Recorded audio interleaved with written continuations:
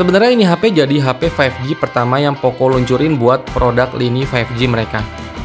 Ini HP sebenarnya bikin gue bingung juga waktu awal perilisannya. Bingung karena nama Poco, tapi saat awal perilisannya harganya itu agak dinaikin demi satu kata, yaitu 5G. Pada saat itu banyak nih fans yang kecewa karena harga perilisan awal HP ini. Tapi banyak juga yang excited untuk beli HP ini untuk ngerasain gimana sih kecepatan jaringan 5G itu sendiri. Dan nyatanya HP zaman sekarang juga masih banyak yang pakai 4G. Dan di Indonesia juga belum merata jaringan 5G. Aduh. Dan ini dia Poco M3 Pro 5G. Sekarang kita absen dulu nih. Siapa dari kalian yang pernah pakai Poco M3 Pro 5G ini? Atau malahan masih pakai sampai sekarang ini? Ceritain keluh kesah kalian di kolom komentar ya. Di video gue kali ini, gue mau sedikit nostalgia sama HP dengan jaringan 5G pertama yang pernah gue punya ini. Sebenarnya masih dikatakan layak nggak sih Poco M3 Pro 5G dengan jaringan 5G-nya dipakai di tahun 2022 ini? Atau berguna nggak sih 5G-nya itu? Sebelum lanjut ke nostalgianya, mari kita opening dulu. Tapi tunggu dulu, kalau kalian suka dengan nostalgia HP di channel ini, boleh kalian like video ini.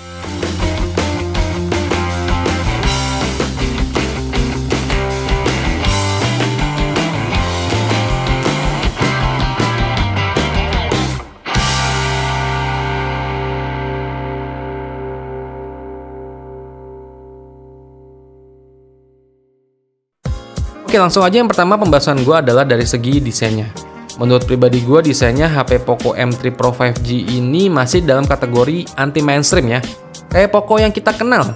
Dimana kalau kita melihat bagian back covernya ini masih unik dengan tampilan bagian kameranya yang memanjang ke bawah. Back covernya juga masih polosan, hanya kamera aja di bagian belakangnya. Karena fingerprintnya diletakkan di bagian samping menyatu dengan tombol power on off. Warna yang tersedia di Poco M3 Pro 5G ini ada warna kuning, biru, dan hitam kayak yang punya gua ini. Terlihat keren, laki banget. Layar dari HP ini cukup tajam ya, karena resolusinya udah 1080p atau Full HD+, dengan bentang layar 6,5 inch dan brightness levelnya mencapai 400 nits. Itu semua secara angka ya. Serta udah dilengkapi proteksi Corning Gorilla Glass 3. Sayangnya HP ini nggak mendukung dual speaker, alias masih mono, masih satu aja speakernya di bagian bawah. Chargernya tapi udah bertipe USB Type-C, dengan daya casnya cuma 18 watt aja. Untungnya NFC di Poco M3 Pro 5G ini ada ya. Jadi buat kalian yang biasa pakai NFC buat keseharian kalian ya udah mantep banget. Overall desainnya sih bisa dikatakan Poco banget, atau anak muda banget lah. Lanjut ke bagian performanya. Sebelum gue bahas main gamenya, gue mau kasih tahu dulu nih spesifikasi lengkap dari Poco M3 Pro 5G ini. HP ini ditenagai prosesor MediaTek Dimensity 700, yang dimana prosesor itu udah mendukung jaringan 5G di Indonesia. RAM-nya ada pilihan yang 4/64 atau 6/128. Dan untuk pengetesan gamenya langsung aja gue tes pakai game yang enteng sampai yang keberat. Untuk game pertama yaitu Crash Bandicoot. Dan Crash Bandicoot ini dimainin masih aman-aman aja ya.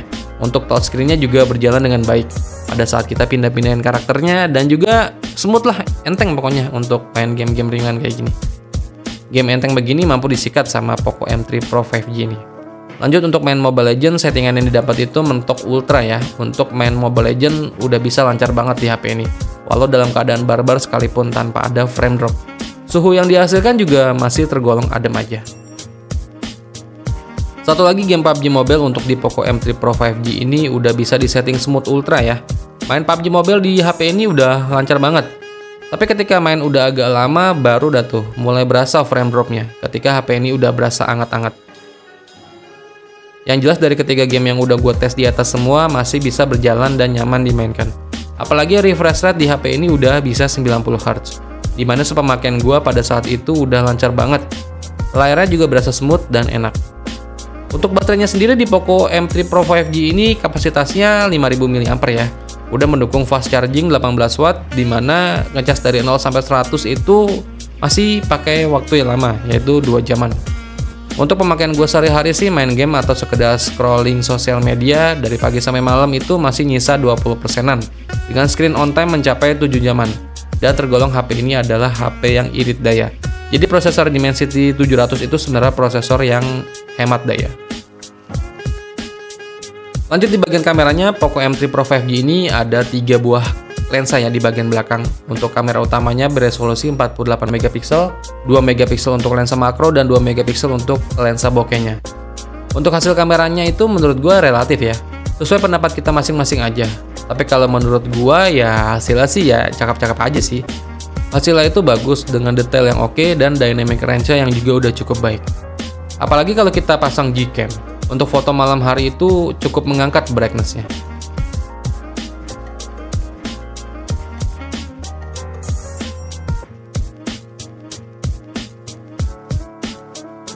Dan untuk kamera depannya Poco M3 Pro 5G ini memiliki resolusi 8 megapiksel ya. Ya menurut gua lumayan cakep juga sih, bisa menangkap momen selfie atau sekedar video call.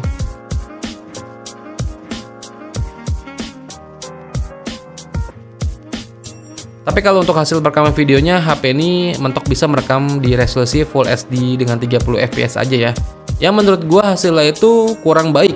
Apalagi kameranya belum memiliki fitur ACE ataupun OIS.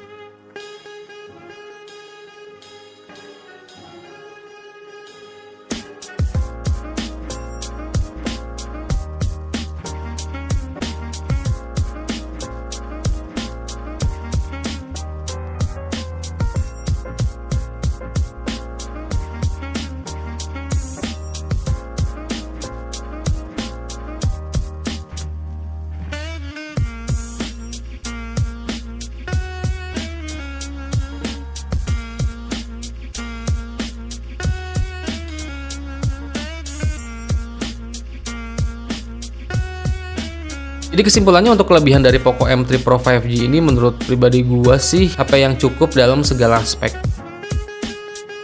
Buat kalian pengguna HP yang nggak macam-macam, tinggal pakai aja, HP ini mungkin menarik karena kualitas layarnya juga cakep dan desainnya juga cukup oke. Performa untuk Poco M3 Pro 5G ini udah yang paling aman sih menurut gua. Dan juga udah bisa jaringan 5G, jadi dipakai buat di tahun yang akan datang itu ya udah aman. Dan sekarang harga second HP ini udah sejutaan aja sih. Jadi kalau kalian yang berniat buat punya HP jaringan 5G di harga sejutaan ya Poco M3 Pro 5G ini mungkin yang tepat jadi pilihan kalian. Tapi kalau kalian nggak terbiasa jaringan 5G, di luar dari Poco ini masih banyak banget HP harga sejutaan yang bagus-bagus secara spesifikasinya. Ya udah, jadi segini dulu aja video nostalgia bersama Poco M3 Pro 5G dari gua. Kalau kalian suka dengan konten nostalgia kali ini, silakan like video ini. Thank you for watching dan sampai ketemu lagi di video gua berikutnya. Vengga pamit. Bye bye.